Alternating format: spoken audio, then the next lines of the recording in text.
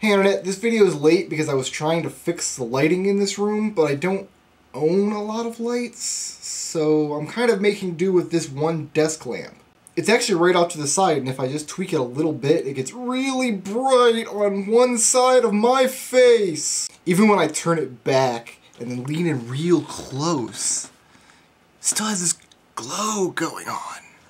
I was told that I'd get decent results if I reflected the light off of a white piece of paper, which is what I'm doing, and I think the lighting looks a little better than it did in my earlier videos. But just the act of getting that reflective white piece of paper into position has introduced an entire new layer of complications to this vlog. Okay, so here's the shot of me that you're more or less used to seeing. Now here is the setup that I'm using.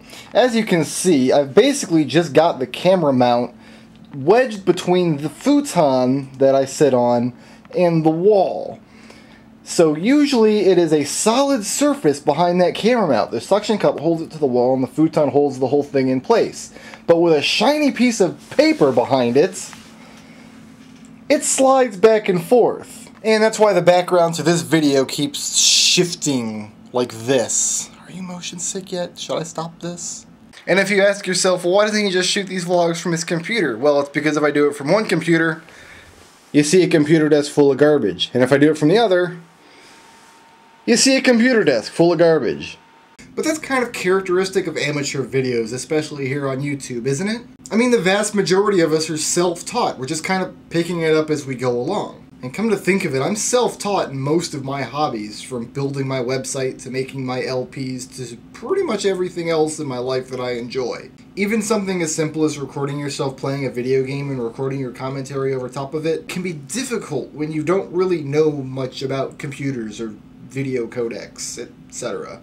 Just as an example, using my own LP channel, the #1 requested game for me to do, besides Super Metroid, has been Cave Story. I must have received dozens of requests for Cave Story, not just from friends and people I know personally, but from subscribers, just random folks who watch my videos and like to see me play these games. And trust me, the reason I haven't done Cave Story has nothing to do with a lack of will. It's one of my favorite games. I'm really good at it. I would love to put videos together for you guys, but every time I sit down to record it, a million things go wrong, and so far I haven't been able to solve any of those problems. See, being self-taught means failing a lot more than you succeed, but it also means that the successes are that much sweeter. I've had a personal website on the internet probably since 1996, but it wasn't until this past year that I had a website that I thought both looked good and had a decent amount of interesting content on it.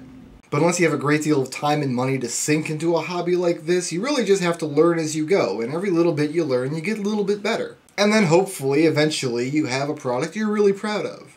Not that I really have much to be proud of yet with these blogs, what with the whole Two-Face motif that I have going on here. But hey, maybe I'll get there. See you next week.